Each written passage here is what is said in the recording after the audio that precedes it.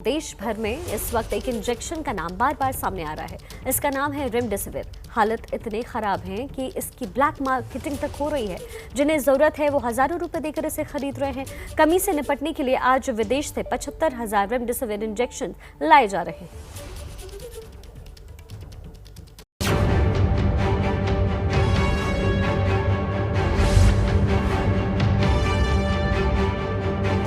एक दवाई जो डॉक्टर लगातार लिख रहे हैं वो है रेमडेसिविर। 3,000 का इंजेक्शन अस्पतालों से गायब है, लेकिन ब्लैक मार्केट में 40,000 तक में आसानी से मिल रहा है। उत्तराखंड के कोटद्वार में ऐसी फैक्ट्री पकड़ी गई है जो नकली रेमडेसिविर इंजेक्शन बनाकर महंगे दामों पर बेच देती थी। दिल्ली, सहारनपुर और मुजफ्फरनगर में इसी फैक्ट्री से बनाए गए 2,000 नकली इंजेक्शन बेचे गए थे। दिल्ली क्राइम ब्रांच ने इस मामले का पर्दाफाश किया है।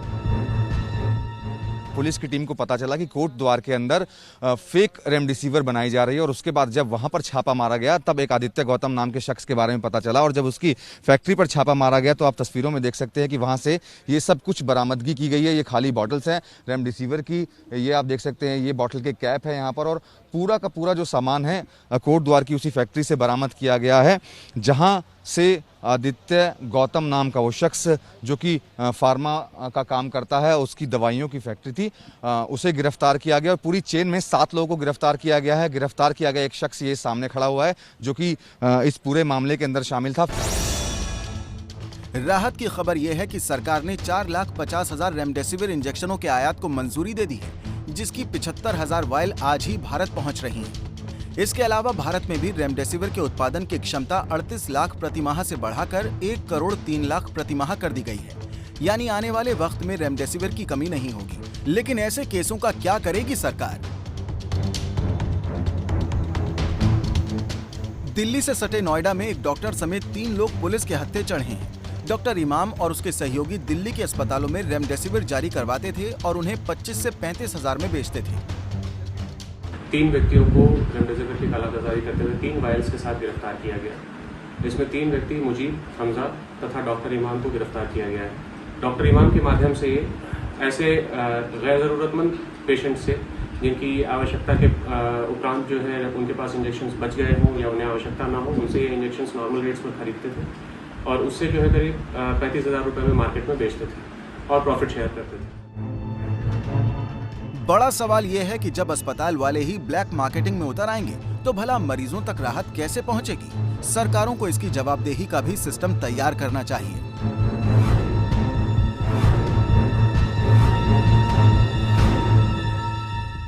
तो इस इंजेक्शन को लेकर के सरकार जितने भी दावे कर रही थी वो फेल साबित हो रही है। आपको बता दें, इस दौर में अगर भारत में किसी भी चीज़ की सबसे ज़्यादा ज़रूरत है ऑक्सीजन के बाद तो वो रेमडेसिविर ही है।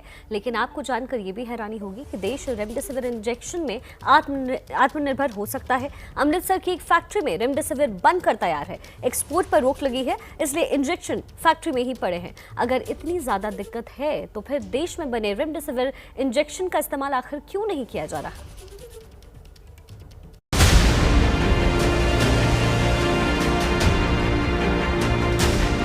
अमृतसर की फार्मा कंपनी क्वालिटी फार्मास्यूटिकल्स ने दावा किया है कि अगर उसे रेमडेसिविर के एक्सपोर्ट की बजाय देश में सप्लाई करने की अनुमति मिले तो देश में मांग पूरी हो सकती है। रेमडेसिविर की कीमत भी घटकर 1,500 तक आ सकती है।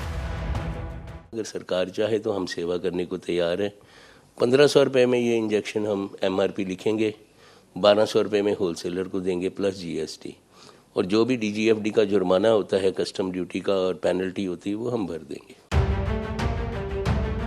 दरअसल सिर्फ 7 कंपनियों को भारत में रेमडेसिविर बनाकर बेचने का लाइसेंस मिला है, जबकि क्वालिटी फार्मा को विदेश में बेचने का लाइसेंस मिला है। इस कंपनी की क्षमता 50,000 इंजेक्शन प्रतिदिन बनाने की है, पर यह कंपनी पेटेंट लॉ में बंधी है, जिससे छूट की अनुमति कंपनी ने मांगी है।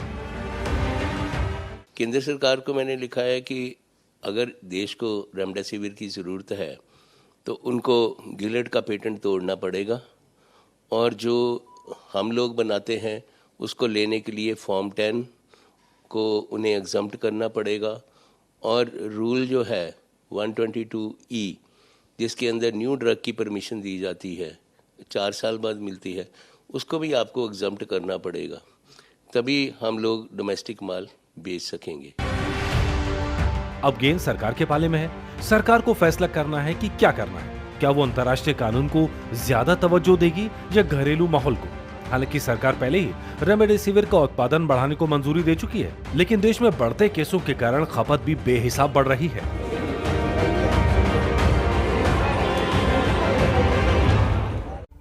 तो अभी क्वालिटी फार्मा के एमडी को आप सुन रहे थे, रमेश अरोड़ा को, जो ये बता रहे थे कि इंजेक्शंस तो बनकर तैयार है और देश में बांटी भी जा सकती है। लेकिन क्या सवाल उठता है कि क्या हम विदेश नीति में इतने ज़्यादा बंधे हुए हैं कि हम अपने ही देश तक उन्हीं इंजेक्शंस को नहीं पहुंचा पा रहे हैं? आखिर ऐसा क्यों हो रहा है? इस पर बात करने के लिए हम आपको सीधा लेकर चलते हैं चंडीगढ़ में मौजूद मेरे वरिष्ठ सहयोगी जगविंदर पटियाल के पास, और उनके साथ मौजूद है क्वालिटी फार्मा के एमडी रमेश अरोड़ा। बहुत बहुत शुक्रिया शिखा। हम बताना चाहेंगे कि जिस तरह से पूरा देश कोरोना की चपेट में है और सबसे महत्वपूर्ण बना हुआ है रेमडेसिविर इंजेक्शन, और इस इंजेक्शन की इतनी किल्लत हो गई है कि उसे विदेशों से मंगवाना पड़ रहा है। लेकिन ताज्जुब की बात यह है कि बहुत सारी कंपनियां ऐसी हैं, तकरीबन आधा दर्जन कंपनियां ऐसी हैं जो भारत से केवल एक्सपोर्ट का ये काम करती थी, और वो एक्सपोर्ट अब भारत सरकार ने बंद कर दिया है। तो ऐसे में जब इंजेक्शन की किल्लत है तो जो एक्सपोर्ट करने वाली कंपनियां हैं उनका काम देश में क्यों नहीं लिया जाता? क्योंकि जब भी हम कोई भी किल्लत आती है तो हम एक्सपोर्ट को इसीलिए बैन करते हैं कि देश में जो कमी है उसको पूरा किया जा सके। लेकिन इस कमी को क्यों पूरा नहीं किया जा सका? अमृतसर में सीधे मैं बात करूंगा रमेश अरोड़ा जी से। अरोड़ा जी, बहुत बहुत स्वागत है। लेकिन सबसे पहले मुझे ये बताइए कि जो हम अमेरिका से, इजिप्ट से बात मंगवाने की कर रहे हैं, वो जब आप बैठे हुए हैं देश में पूरा करने के लिए, तो भारत सरकार आपको इजाजत क्यों नहीं दे रही है? आखिर प्रॉब्लम कहां है?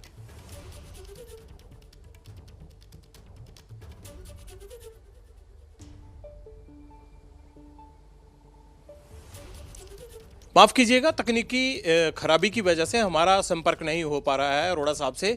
लेकिन मैं आपको फिर एक बार जानकारी दे दूं कि जिस तरह से 4.5 लाख इंजेक्शन मंगवाया गया है रेमडेसिविर विदेशों से, और उसकी पहली खेप पहुंच भी रही है 75,000 इंजेक्शन की, उसके अलावा बड़ा सवाल ये उठ रहा है कि जो भारत में ये डिमांड है, इस डिमांड को कैसे पूरा किया जाए। 11 अप्रैल वो तारीख थी जब भारत की तरफ से जो एक्सपोर्ट करने का काम था वो बंद कर दिया गया था। भारत में ऐसी कंपनियां हैं जो विदेशों में, रशिया में, अमेरिका में, यूरोप में बहुत सारी फार्मा कंपनियों को ये चीज़ सप्लाई करती थी, रेमडेसिविर इंजेक्शन भेजा जाता था।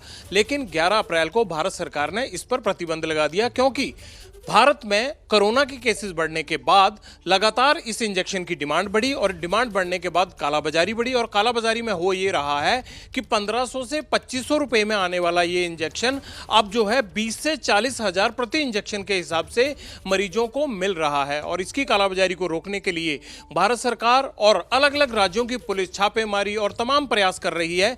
लेकिन बावजूद उसके जितनी डिमांड है उसको पूरा नहीं कर पाने के लिए ये कालाबाजारी अब भी दस्तूर जारी है, और इसे रोकने के लिए भारत सरकार ने अब 4.5 लाख इंजेक्शन विदेश से मंगवाने की बात की है। अरोड़ा साहब का संपर्क हमसे हो गया। अरोड़ा साहब, मैं जानना ये चाह रहा था कि जब भारत में कई कंपनियां ऐसी बैठी हुई हैं जिनका एक्सपोर्ट का काम बंद कर दिया गया, तो रेमडेसिविर बाहर से मंगवाने की बजाय क्यों आप लोगों से नहीं बनवाया जा रहा है? दिक्कत कहां है? सर, दिक्कत पेटेंट की है, आपको भी क्लियरली पता है। हमारे अमेरिका के साथ अच्छे रिलेशन है। गिलड के पेटेंट को तोड़ने का मतलब है अमेरिका से गंदे रिलेशन। और मेरे ख्याल से सरकार को तो क्या इस दौर में, और इस दौर में ये रिलेशन देखे जाए, प्रेशर बनाया हुआ है।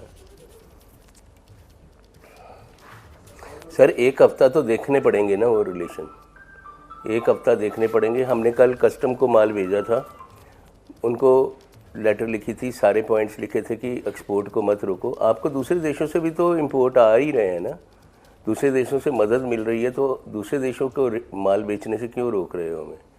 चलो, मैं वो भी सोचता हूँ कि चलो वो एक हफ्ते के लिए रोक लो। अगर गिलड ने पहले भी वादा किया था 4.5 लाख टीके देने का, तब नहीं दिए। अब पूरा हफ्ता अगर नहीं देगी तो मेरे ख्याल से सरकार को एक्शन लेना पड़ेगा। अगर 2 हफ्ते तक एक्शन सरकार नहीं लेती तो फिर आप देखिए आप क्या कर सकते हैं। रमेश जी, ये बताइए, 4.5 लाख इंजेक्शन जो आप एक्सपोर्ट का काम करने वाली कंपनियां थी, कितनी कंपनियां हैं? और अगर 4.5 लाख का टास्क आपको दिया जाता है तो आप कितने दिन में भारत में पूरा कर सकते हैं? सर, अगर मेरे को दिया जाएगा तो मैं बिना स्टर्लिटी टेस्ट किए ये काम 10 दिन में पूरा कर दूंगा, लेकिन मेरे माल को इंपोर्ट पे भी रोक लगा दी है, एडवांस लाइसेंस भी नहीं दिया जा रहा। मैं कहता हूँ चलो जो भी है, माल नहीं एक्सपोर्ट करने देना, मत करने दो, देश को ज़रूरत पड़ेगी तो वो माल यूज़ किया जाएगा, लेकिन इंपोर्ट करने दो ताकि आपके पास वो रॉ मटेरियल हो उस वक्त मदद करने के लिए। फैक्ट्री के पास माल भी नहीं है और DGFT ने, मैं आपको नोटिफिकेशन दिखा देता हूँ, जवाब दिया है लाइसेंस के अगेंस्ट कि हम लाइसेंस नहीं देंगे। कम से कम रॉ मटेरियल आने दीजिए, हम इन्वेस्ट करने को तैयार हैं। जब मौका मिले एक्सपोर्ट ना करने दीजिए। एक्सपोर्ट वालों में मैं मानता हूँ कि अपने देश को ज़रूरत है, ना करने दीजिए, लेकिन इतनी देर में हम माल तो तैयार कर छोड़ें, स्टर्टी टेस्ट तो उसके कंप्लीट कर छोड़ें। जैसे ही गिलट फेल होता है अपने वादों पे, सरकार पेटेंट तोड़ती है, तो मार्केट में 10 दिन में इतना सामान तैयार कर सकते हैं, इतना इंजेक्शन तैयार कर सकते हैं, तो आप जैसी और भारत में कितनी एक्सपोर्ट करने वाली कंपनियां हैं, और अगर मान लीजिए उन सब कंपनियों की सेवाएं ली जाएं, तो मुझे लगता है फिर तो ये 3 दिन में सारा इंजेक्शन तैयार हो जाएगा भारत के अंदर ही, अगर भारत सरकार इजाजत दे दे तो। नहीं सर, एक ही दिन में, 3 दिन तो बहुत दिन बोल दिया आपने, एक ही दिन में हो जाएगा। सिर्फ स्टर्टी 14 दिन की होती है, अगर 7 दिन में स्टर्टी का टेस्ट, वैसे लाइफोलाइज में स्टर्टी कभी ख़राब नहीं होती, और जो लिक्विड इंजेक्शन है वो ज़्यादातर अल्कोहलिक बेस्ड ही होते हैं, propylene glycol higher alcohol based होते हैं, ट्राइग्लिसराइड्स होते हैं, उनमें वैसे भी स्टर्टी नहीं फेल होती, तो 7 दिन में उसकी भी परमिशन दी जा सकती है। ये कोई इतनी बड़ी चीज़ नहीं है जिसको इतना बड़ा आपने इशू बनाया। अगर देखिए, अगर रमेश जी एक दिन के अंदर यानी 24 घंटे में अगर आप इतनी ज्यादा आपकी क्षमता है कि आप प्रोड्यूस कर सकते हैं, तो क्या उन कायदे कानून, उन नियमों को दरकिनार नहीं किया जा सकता? जब कोई भी डिजास्टर होता है तो उसकी मैनेजमेंट के लिए तमाम कायदे कानून परे रखे जाते हैं, लेकिन क्या फार्मा में ऐसा ऑप्शन नहीं है कि भारत सरकार ने इन तमाम चीजों को एक किनारे रख के अपने प्रोड्यूसर को एक दिन में वो इंजेक्शन दे, ताकि जो लोग परेशान हैं ये परेशानी खत्म हो जाए? ये तो आप कह रहे हैं 24 घंटे में बना सकते हैं, तो ये तो 1 मिनट में इजाजत दे देनी चाहिए। जो पेटेंट होते हैं, जो कायदे कानून होते हैं रमेश जी, वो उन हालात के लिए होते हैं जब रूटीन में बिजनेस चल रहा हो। बात आपकी बिल्कुल सही है। सिप्ला ने कहा कि वो 2 लाख पर डे बना देगा अगर लिक्विड इंजेक्शन उसको बनाने दिया जाए। गिलड ने ही सारी मुश्किल की जड़ ही गिलड, और सरकार की मुश्किल गिलड है। सरकार की भी मुश्किल है, अमेरिका से पेटेंट दिया है, पेटेंट एक्ट के मुताबिक इनको काम करना है, लेकिन ये पेटेंट तोड़ना की हिम्मत करनी चाहिए। मोदी जी में तो वो हिम्मत है ही, आपने देखी हुई है, जो धारा 370 तोड़ सकता है, उसके आगे पेटेंट तो कोई बहुत मामूली चीज़ है, बहुत मामूली चीज़ है। तोड़ दे पेटेंट, सारे काम हो जाएंगे। अगर एक्सपोर्ट रोका गया है और अगर अमेरिका से मदद आ रही है, तो अमेरिका से ये भी बात की जा सकती है कि इन मुश्किल हालात में हमें अपने एक्सपोर्टर को बनाने की इजाजत दी जाए, और जो क्लॉज आपकी जो पेटेंट की क्लॉज है उसको 1 महीने के लिए, जब तक ये महामारी चल रही है, उसको दूर किया जाए। ऐसी कौन सी बात है जो सरकारें हल नहीं करवा सकती? क्या आपने भारत सरकार को लिखा कि इस पेटेंट के मसले पर अमेरिका से टेकअप किया जाए ताकि हम अपने मरीज को अपना इंजेक्शन तुरंत दे सकें? नहीं, मैंने ये नहीं लिखा कि अमेरिका से टेकअप किया जाए। मैंने ये लिखा है कि पेटेंट लॉ में प्रोविज़न है, सेक्शन 66 में, पब्लिक इंटरेस्ट में पेटेंट को तोड़ा जा सकता है, इससे कोई बहुत वायलेशन नहीं होगी। लेकिन सरकार नहीं मान रही। मान जाएगी तो अच्छा है, आप लोग मना सकते हो, मैं नहीं मना सकता। देखिए रमेश जी, हम तो कह सकते हैं ये दर्द सरकार को भी दिख रहा है, ये दर्द हमें भी दिख रहा है। कालाबाजारी में परेशान लोग, रोज हमें 50 से 100 फोन ऐसे आते हैं कि रेमडेसिविर का कहीं पे डॉक्टरों को बोल के इंतजाम करवा दीजिए। तो ये दिक्कत मीडिया के बताने वाली नहीं है, ये पूरा देश, ये पूरी दुनिया देख रही है। मेरा तो एक प्रयास ये है कि जो हम एक दिन में काम अपने भारत में बैठ के कर सकते हैं, वो कायदे कानूनों में जकड़े होने के कारण हम क्यों आग्रह नहीं कर सकते दूसरे देश को कि ये आपदा की घड़ी है, आप हमें इतने जहाजों से रॉ मटीरियल भेज रहे हो, तो आप कम से कम हमें इंजेक्शन बनाने की भी इजाजत दे दीजिए। जब महामारी खत्म हो जाएगी तो हम फिर से उस पेटेंट पर जो है चले जाएंगे। सही बात है आपकी, लेकिन रॉ मटेरियल दूसरे देशों ने मना नहीं किया।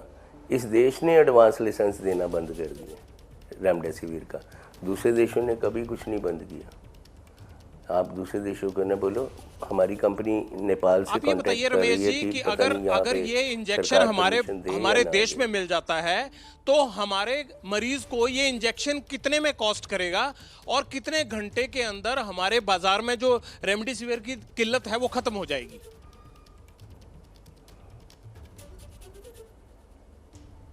पहले सरकार को तो मना लीजिए, एक ही हफ्ते में सारी खत्म हो जाएगी प्रॉब्लम,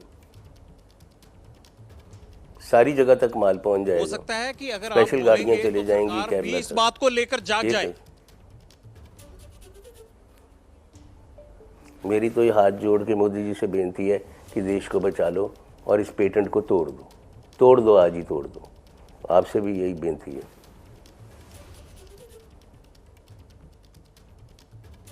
अच्छा, ये बताइए कि भारत सरकार को दबाव बनाने के लिए क्या आपने पंजाब सरकार की तरफ से ये आग्रह भेजा कि अगर हमें इजाजत दे दी जाती है तो ये संकट खत्म हो जाएगा? क्या कैप्टन सरकार के लिए आपने कोई रास्ता खोला या उनसे भारत सरकार से ये मैटर टेकअप करने के लिए बारे में कुछ लिखा? क्योंकि राज्य सरकार मदद कर सकती है। जी हाँ, राज्य सरकार कानून तोड़ देगी तो सेंटर से मेड आनी बंद हो जाएगी। कैसे तोड़ देगी? कैप्टन साहब को खुद पता है, वो ऑलरेडी दिल्ली में से के कांटेक्ट में हैं। लेकिन पंजाब सरकार इस मैटर को 15 स्टेट गवर्नमेंट्स ने ये टेकअप किया हुआ मेरे साथ मैटर।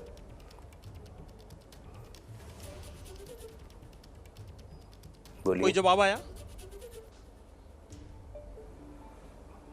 कोई जवाब आया केंद्र की तरफ से? बोलिए भैया, जवाब स्टेट गवर्नमेंट ने तो नहीं दिया। की तरफ से हाँ जी, जवाब आ गया है, डीजीएफडी का आ गया है, उनका जवाब आ गया है कि आपको ये सेक्शन के अंडर आपको अप्लाई करना पड़ेगा, बाइकुलेंस करानी पड़ेगी। लेकिन ड्रग कंट्रोलर भी पेटेंट लॉ के एक्सपर्ट नहीं है। ड्रग कंट्रोलर ने जो भी डिपार्टमेंट बोलता है अपने नॉर्म्स को ही जानता है। ड्रग कंट्रोलर सोमानी जी सिर्फ ये जानते हैं कि रॉ मटेरियल वाली पार्टी अप्रूव्ड होनी चाहिए, बाइकुलेंस के मुताबिक 122 चीज़ की परमिशन मिलती है, वो ले लीजिए। वो उन्होंने ना नहीं की, लेकिन उस प्रोसेस को लगेंगे 4 साल।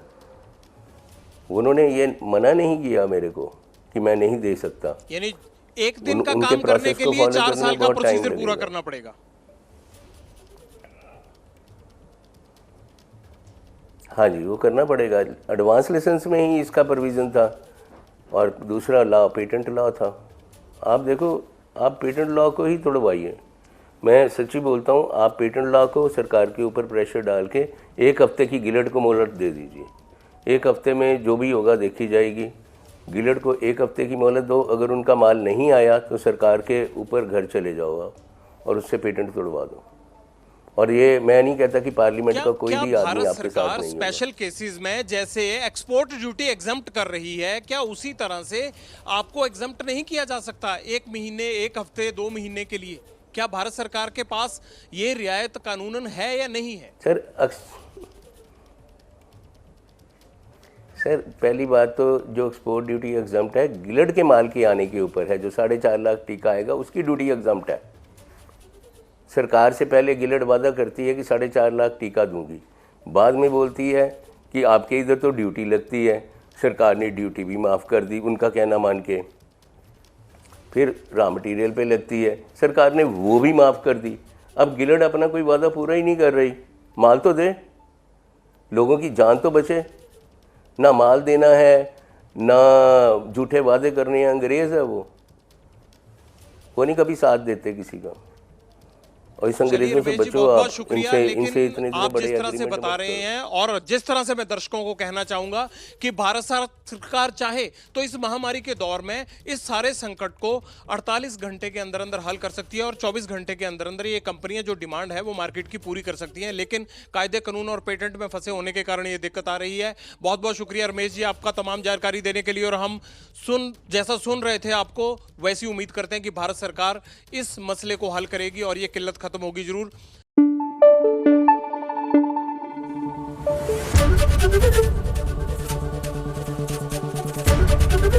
एबीपी न्यूज आपको रखे आगे।